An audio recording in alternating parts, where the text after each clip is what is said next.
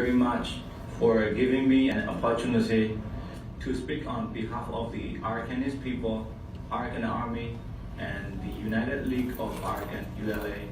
Let me express my deep gratitude to all the distinguished participants, organizers, all the ethnic people of Burma, Canadian Burmese friends who support our struggle for freedom, national equality, and self-determination.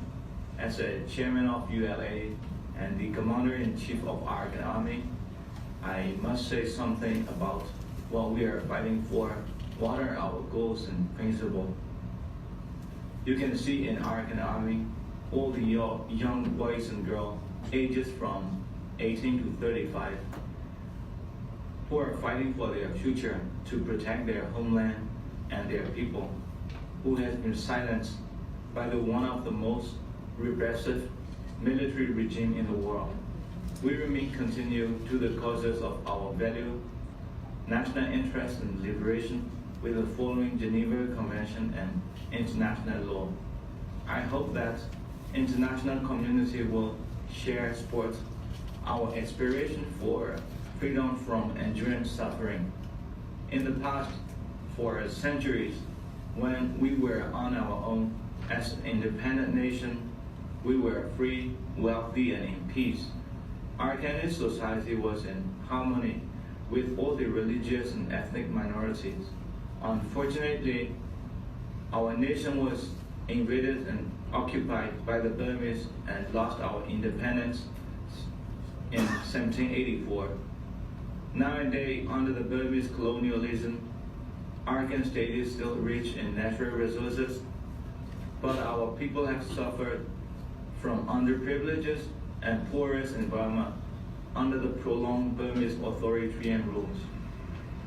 We have learned lessons by experiences during our lifetime, and this is the main reason why our younger generation choose to fight for the freedom.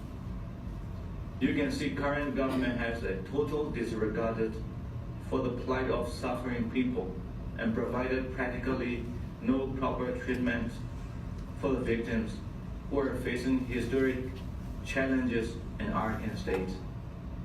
Today, we do not know exactly how many houses and villages has been destroyed, how many people have been killed, how many people are missing, how many people are in interrogation center and jails, how many people are running away, hiding in the jungle from the Burma Army's persecution with very little or no food and medicine.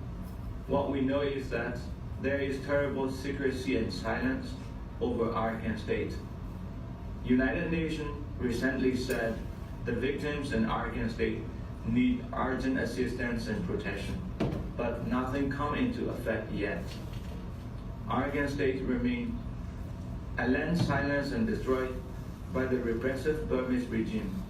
People continue to be killed, tortured, arrested, unable to speak out against injustice.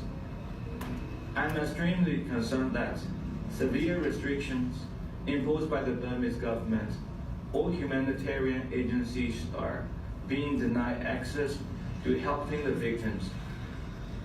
They are at stake across Arakan. They have suffered unspeakable hardship with no legal access to fair legal process.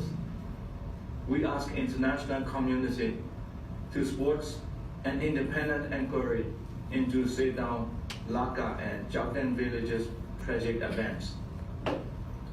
We are today deeply concerned for all the people of Arakan who live under a stifling military regime where they cannot ask, even peacefully, for respect and common human decency without fear of beating, torture, imprisonment, and even death. It was tragedy and it was miserable, but often inevitable truth of history. The world's most brutal Burmese military regime destroyed priceless ancient Buddhist pagodas, sculpture, and Rao archaeological sites, and in Bukidam.